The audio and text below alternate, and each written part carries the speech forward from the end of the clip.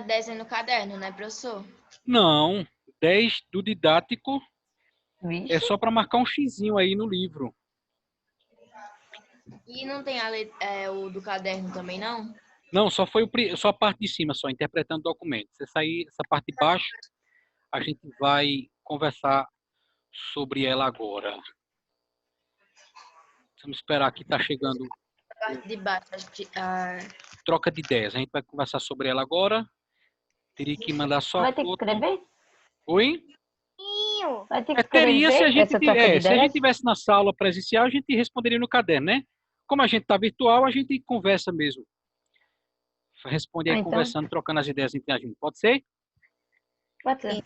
Mas não Então, o impede não, quaderno se fica ali. quiser abrir o caderno e colocar nas respostas lá, resposta da página 10 do didático, sessão, troca de ideias. Pode fazer também. Gabrielzinho, nobro apelão, e essa foto dessa caveira aí, tá me assustando aí. Não sei o que é que assusta mais, se essa foto aí de caveira ou os áudios que tu manda para mim. Mas vamos lá. Sessão interpretando documento, Gabriel Marques, nobro apelão. Teríamos que ler aí, ó, esse fragmento. Diz assim: eram mestres, quem? Os romanos, em tomar tudo o que encontrassem e depois adaptar o que achassem melhor para alimentar seu império crescente. Ponto. Antes de continuarmos, bom dia a vocês, né? Hoje é a nossa segunda aula de história na terceira semana do mês de agosto, gente. A turma aí predileta do colégio, os sextos anos, né? Galerinha show aí. Continuando, as táticas de infantaria, a mitologia, a arte e a arquitetura vieram da Grécia, cavalaria pesada e a destreza com os cavalos da Pérsia, e quando os romanos quiseram atacar a cidade marítima mais poderosa da região, vírgula, que cidade era essa? Cartago, simplesmente capturaram um navio e em 2 meses, do nada, eles construíram uma frota de 100 navios iguais aos dos cartagineses. E aí, a galera era ou não zoeira, os romanos? Era zoeira, igual eu. Zoeira feito nobro apelão. São prestigiosos e começaram a contar para né? Eu não sei, Lucas, se o meu áudio está cortando aí para vocês, porque na aula anterior do 8º ano estava cortando, dando problema aqui de conexão. Sei que o teu áudio, Lucas, cortou para o meu. Mas aí, Lucas... E pro meu também, Cleitinho, pro meu também. eu acho que é problema da minha conexão aqui. Marcou, Lucas e os demais marcaram aí a letra A? Sim. Anaísa está escutando direitinho aqui no chat.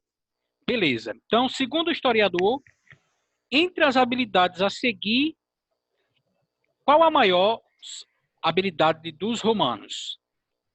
Seria a letra A, né? Capacidade de assimilar, pegar a cultura de outros povos e trazer para eles. Não é isso, Mi? Então, vamos analisar as demais. Ó. Por que não seria a letra B? A letra B diz que entre as maiores habilidades dos romanos estava a capacidade de elaborar sua cultura sem influência dos outros povos. Não pode ser essa, né, gente? Que aí o texto ou o trecho deixa claro aí que eles absorviam a cultura de outros povos. As táticas de infantaria, a mitologia, a arte e a arquitetura pegaram dos gregos. O uso dos cavalos lá, o combate entre cavalos, pegaram dos persas, né? Que portugueses, cara, dos persas. Queres um cascudo aí no meio da testa? Quero. Já as navegações pegaram aí dos cartagineses. Então, era a capacidade de assimilar, de se apropriar da cultura de outros povos. Por que não pode ser a letra C? A letra C diz que a maior habilidade dos romanos era a capacidade de ter estratégias próprias. Não eram próprias, eles absorviam de outros povos. Cuidado nesse olho, coçando esse olho, Milena, olha o corona, higieniza, irmão. Letra D, uso de cavalaria, o que inovou a arte da guerra. Usavam sim a cavalaria, mas não inovou. Eles aprenderam isso, absorveram dos persas. Então seria a letra A. Todo mundo confira aí na página 10 do seu livro didático. E aí essa sessão troca de ideias, quem quiser registrar as respostas no caderno, pode, não é pecado. Mas a gente vai, para ganhar tempo, só conversar entre nós, tá? Sobre as construções romanas. Também na aula passada, lá na página 9, a gente viu algumas dessas construções, né? As colacas, que eram aquelas redes de esgoto, os arcos, e também outras relevos, construções e tudo mais. Então diz assim, os romanos eram hábeis construtores. Alguém lê, para não ficar só o professor lendo?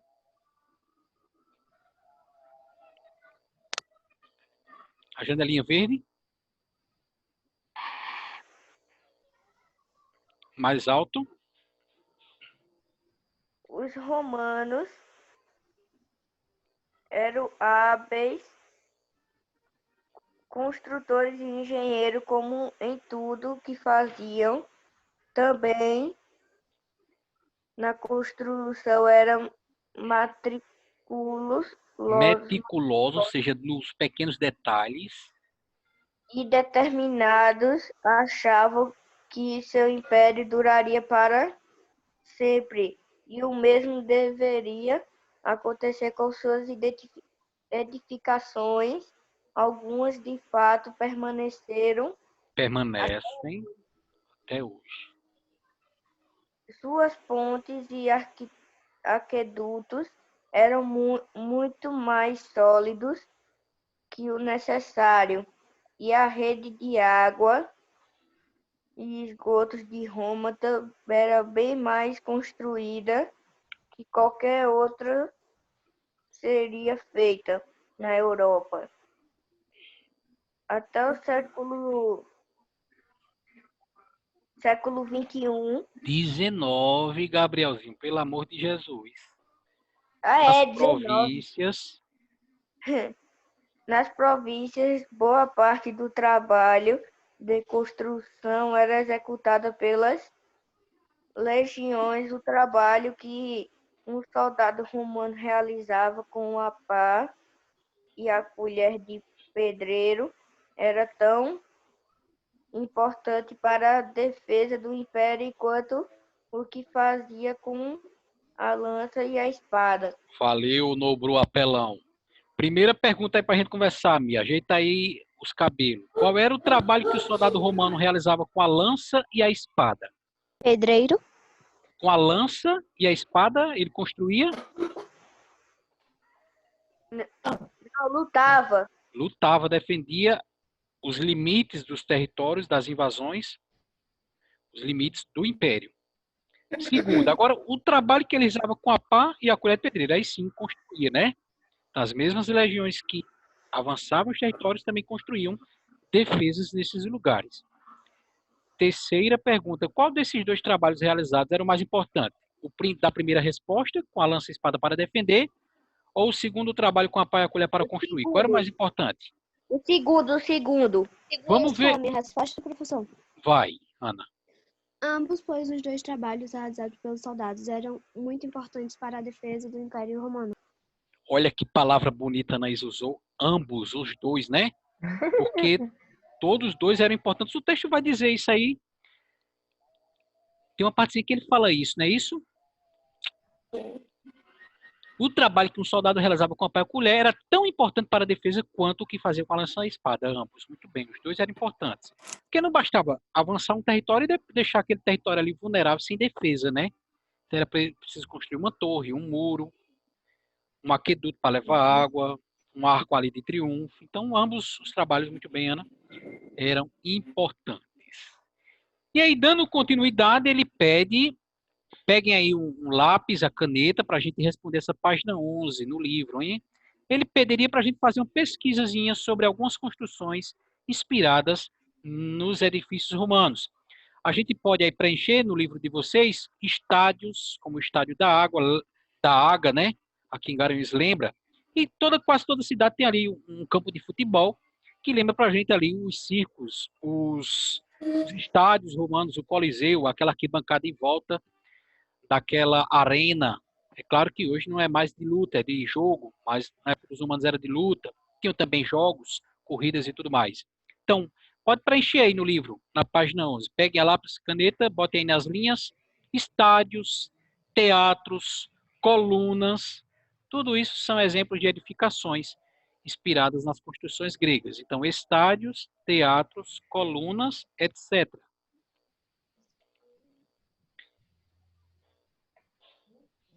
Direito e literatura. Quando a gente fala de direito, a gente está falando de leis. Então, o direito romano se destacou, foi outra área de conhecimento e de cultura, além da religião, além das construções, da arquitetura. Outra área em que os romanos se tornaram famosos foi pela área do direito, pelas leis, que, diz aí essas duas primeiras linhas, eles aprenderam com os gregos, povo ao qual os romanos dominaram, né? O primeiro sistema de leis dos romanos foi a chamada Lei das 12 Tábuas. Ô, professor, a minha internet caiu aqui, aí saiu do Zoom. Mas aí tu tá vendo a tela aí, Tô sim. projetada? Ok. A gente respondeu, acho que foi na época, nesse meio tempo que tu saiu, Malu, a gente respondeu aqui na parte de cima da página 11, estádios, teatros, colunas. Pode preencher aí. Então, essa lei das 12 tábuas, que fala no segundo parágrafo, a gente já mencionou ela no capítulo e no livro passado.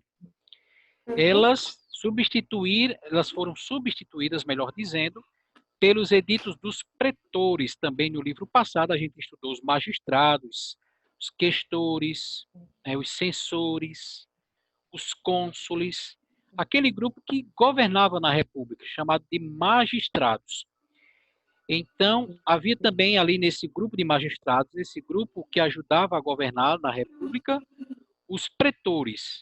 Então, eles tinham por função interpretar o Código de Leis e orientar os juízes. Os juízes liam as leis ali e, na hora de tomar uma decisão, consultavam os pretores. As leis em Roma estavam organizadas de 3 maneiras. A primeira maneira era o direito civil, que eram leis aplicadas aos cidadãos romanos, baseadas em seus costumes e em leis escritas. Um exemplo, a lei das 12 tábuas. A segunda organização das leis romanas era a lei do direito dos povos, que seria comum a todos os povos do Império Romano. Seus aliados, os súditos, os latinos, os peregrinos que visitavam Roma, todos deveriam cumprir essa chamada lei direito dos povos. Estavam previstas leis que diziam respeito à escravidão, à propriedade privada, aos contratos e às transações de compra e venda. E a última lei, prestem bem atenção agora, que a gente vai filosofar um pouquinho, conversar. A terceira divisão da lei romana era o direito natural. Eram os direitos naturais dos cidadãos anteriores, portanto, antes da formação da sociedade. Direitos que o ser humano já nascia com eles. E aos quais esses direitos, o Estado, com E maiúsculo, o governo, era obrigado a respeitar, não podendo estabelecer leis que contrariassem esses direitos naturais. Deu para entender? Nália, Milena, Anaís e os demais? Malu, Gabriel Oliveira. Ou seja, os romanos, veja, gente, nós estamos aí, ó, na fundação, vamos pegar ali a data mais antiga, a fundação de Roma. Lá por finalzinho dos anos 700, e mais propriamente ali o século VII a.C., portanto 600 anos antes de Cristo, 2.600 anos atrás da gente. Os romanos já diziam que havia uma lei natural, ou seja, que os seres humanos já nasciam com direitos naturais. Aí eu perguntaria a vocês, quem saberia dizer qual seriam desses direitos que a gente já nasce com ele? Oi? Lucas, está falhando um pouquinho o teu áudio aí. Direito a um lar? Direito à moradia, muito bem, Nália. Direito à moradia, todo mundo já nasce tendo direito a ter uma casa para morar. Ninguém nasce para dizer assim, esse aqui não tem direito a ter uma casa, vai morar na rua. A moradia... Alimentação? Oi? Alimentação? Alimentação, todo mundo deve ter direito à alimentação. Ninguém pode dizer assim, esse não tem direito a ter comida, vai passar fome, nasceu para passar fome. O que mais? Quais são os direitos que a gente já nasce com eles? Moradia, alimentação, o que mais? É um cidadão daquela cidade? Ter os direitos a participar das decisões daquela cidade, a ser um cidadão, embora em algumas civilizações antigas a gente já viu que esse direito era negado, né? Por exemplo, mulheres, escravos, pobres não eram considerados cidadãos. Mas vamos lá. Direito à liberdade, todo mundo já nasce com esse direito? Ou é o Estado que tem que dizer assim, quem tem direito a ser livre ou não? Já A gente já nasce direito. sendo livre? Nossa. Sim ou não? Eu acho que sim. Sim, todo mundo nasce com o direito a ser livre, né? Opinar, ter suas escolhas e tudo mais. É claro que o Estado, com E maiúsculo, como nós temos aí nessa última linha do direito natural, o que é que o Estado, o governo pode fazer? Ele pode punir a sua falta de liberdade, ou seja, se você abusar da liberdade, o governo, o Estado, pode lhe dar uma punição por aquela atitude sua. Agora, por exemplo, vamos pensar um pouquinho, gente. Antes da gente ter direito, vocês disseram aí pelo menos 3, né? Moradia, alimentação, liberdade. Para a gente ter direito a isso, a gente precisa, primeiro, que a gente consegue ter esses direitos se não vira a vida, se não vira a existência? Não. Não. Então, o primeiro direito natural, qual é? Nascer? Nascer. Nascer. Muito bem, esse é o primeiro direito natural que nenhum Estado, que nenhum governo pode negar, o direito a nascer. Esse é um direito natural que nós trazemos. Veja, prestem bem atenção, minha gente. Os romanos já afirmavam isso 600 anos antes de Cristo, 2.600 anos atrás da gente. A gente já nasce com o direito à vida. Nenhum governo tem o direito de dizer essa criança deve ser abortada, essa criança não pode nascer, né? 2.600 anos antes de Cristo, aliás, 600 anos antes de Cristo, 2.600 anos atrás da gente, os romanos já definiam o direito à vida. Primeiro direito natural, que a gente já nasce com ele, que o Estado, o governo não pode negar. Professor, Opa, só que acho que foi na época dos egípcios, não foi? De Moisés, que aí era proibido ter crianças, muito porque bem, a Nália. princesa não poderia engravidar, né? Muito bem, Nália, bem lembrado, né? Os egípcios chegaram a proibir o nascimento de meninos do sexo masculino, bebês do sexo masculino. Os espartanos, Nália me fez lembrar agora, valeu Nália mais uma vez. Os espartanos matavam as crianças que nasciam defeituosas porque não serviriam para o exército de Esparta. Os romanos mandaram assassinar os bebês, né? Mandaram assassinar os bebês na época que Jesus nasceu. Maria e José tiveram que fugir, não foi isso? Porque Herodes mandou matar os bebês. E a gente ainda vê hoje governos, médicos que apoiam também a matança de crianças, mesmo no ventre de suas mães, né? Negando esse primeiro direito natural que os romanos já defendiam 600 anos antes de Cristo, 2.600 anos atrás de nós. Mas essa modernidade que nós vivemos está negando o principal direito natural, que é a vida, né? Defende o direito natural da liberdade, de você poder expressar, fazer suas escolhas, e nega outros direitos fundamentais. Na época do imperador Augusto, todas essas leis foram reunidas na chamada jurisprudência, era um conjunto de... Caramba. Voltaram. Uhum. Sim. Eu não sei se eu Acho que a perdi internet- acho que foi minha A internet. internet caiu, foi? Foi, acho que foi minha internet. Mas ainda bem que voltou, né? E a gente não precisou Uhum. ingressar novamente. Eu só não Só sei se fechou a página lá. foi. E também eu só não sei se eu perdi a gravação, né? Mas vamos continuar, já que a gente voltou com todo mundo, né? Ajeita os Tá cabelos gravando aí, ainda. César, para nós continuar aqui. Vamos lá, nós parou aí na página 11, não foi, César? Então, nós dizíamos que essas leis foram reunidas na chamada jurisprudência, um conjunto de soluções dadas. Então, Travou de novo. travou de novo? Agora Travou. Agora voltou. Tá dando aqui, minha conexão está instável. Me escutam? Deem um sinal aí. Eu só estou vendo Nália. Kel, Nália. Só estou vendo Milena, melhor dizendo aqui. Então, essas leis, né, registradas no idioma romano, que era o latim.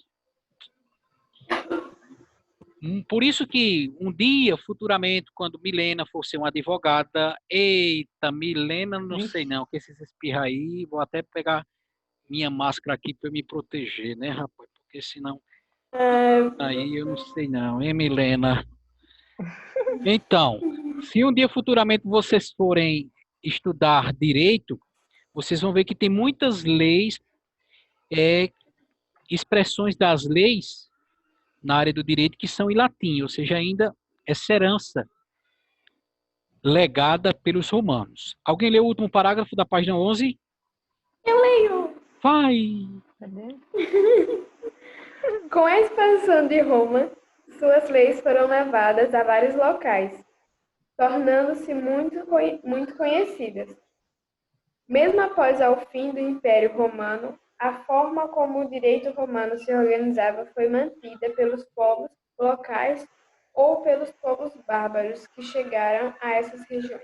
Valeu, Mi. Então, traduzindo, mesmo com a invasão do Império Romano pelas tribos bárbaras, que nós já escutamos, essa herança dos romanos permaneceu nas sociedades que se formaram depois do fim do Império Romano.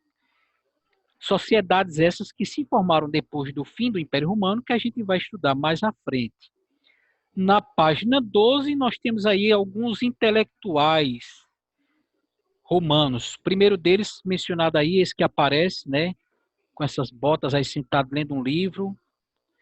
O Cícero. Cícero era filósofo, jurista Nossa, eu pensava que era uma mulher. e senador. Suas obras estão aí entre as mais conhecidas da literatura dos romanos. Qual era o objetivo principal de Cícero? Outra pessoa lê aí esse terceiro parágrafo falado da imagem. Não? Seu Posso ler, objetivo. Vai, Nália. Ok. Seu objetivo era principalmente denunciar os problemas do governo de Roma e exaltar a coragem do seu povo. Por conta desse posicionamento, atraiu inúmeros inimigos durante sua carreira, sendo afastado de suas funções públicas por Marco Antônio, a quem ele atacou publicamente. Seus discursos se tornaram um padrão a ser seguido. Valeu, Nália. Então, aí nesse parágrafo cita Marco Antônio, que perseguiu, né, o filósofo, jurista e senador Cícero. O Marco Antônio, a gente já ouviu falar nele, ele formava parte daquele primeiro triunvirato no final da República e início do Império, junto com Júlio César e o outro lá que agora me fugiu o nome, né? Interpretando documentos. Vamos ler a seguir um trecho de um discurso de Cícero. Então, o Cícero, que Milena confundiu ele com a mulher, dizia assim: a razão reta, conforme a natureza, gravada em todos os corações, é imutável, não muda. Essa razão reta, que a gente já nasce com ela, esse raciocínio, eterna, não é uma lei em Roma e outra lá em Atenas, na Grécia.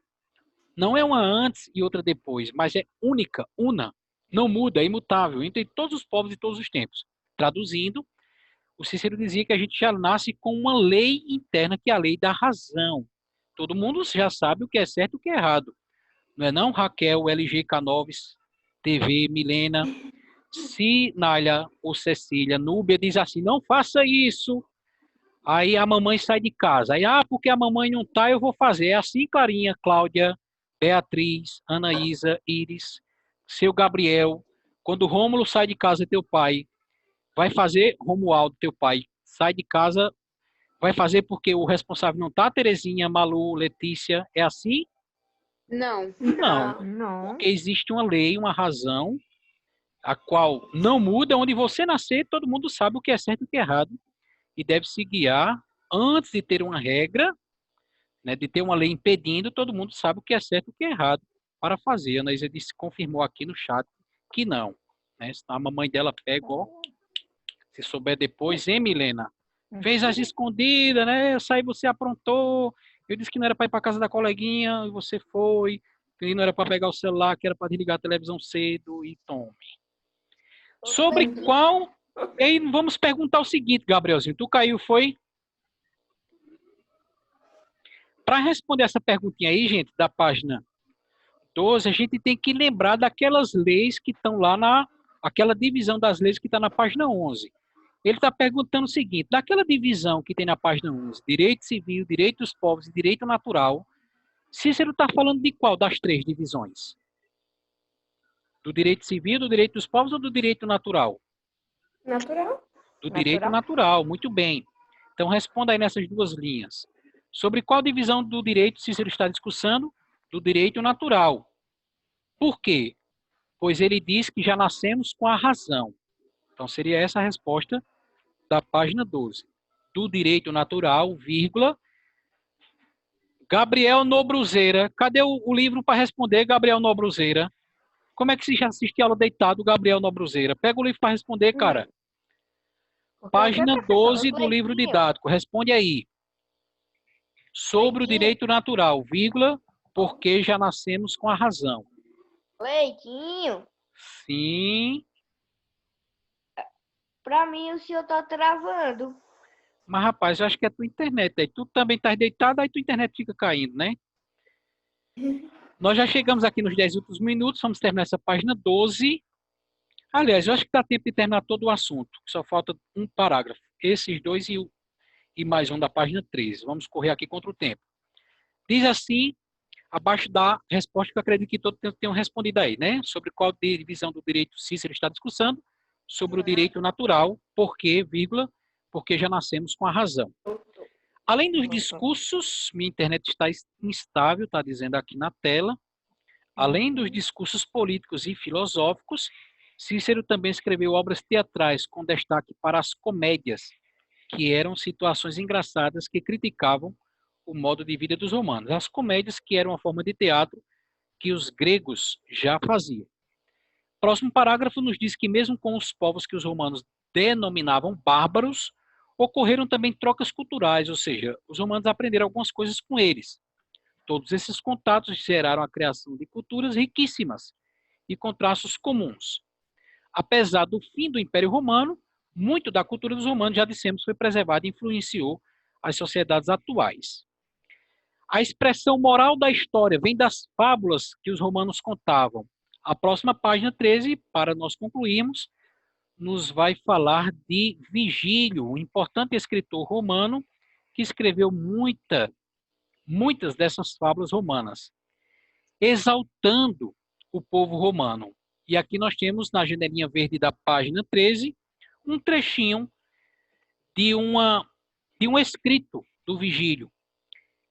O escrito chamado de Eneida, onde ele exalta o povo romano. Ele diz assim: o herói na Itália, guerras tem de mover e amansar os povos conquistados, criando, instituindo cidades e instituindo também costumes. Ele exalta o povo romano, chamando o povo romano de herói, chamando o povo romano de conquistador, esse povo que vai construir cidades e levar o seu costume para as áreas dominadas. E aqui na imagem da página 13, nós vemos aí uma importante arte que os romanos produziam com bastante abundância, com bastante quantidade, que eram os mosaicos. Não dá para a gente ver direito, mas os mosaicos são pequenas pedrinhas coloridas, coladas um ao lado do outro, que quando você afasta, você vê aí a perfeição da arte construída com pequenos pedaços de pedras coloridas. Essa arte chamada mosaico. Se vocês ainda não fizeram, futuramente deverão ainda fazer nas aulas de artes a pedido do professor César. Leitinho, Dito isso, Gabrielzinho, nós concluímos aí o assunto. Fala. Fala, Gabrielzinho.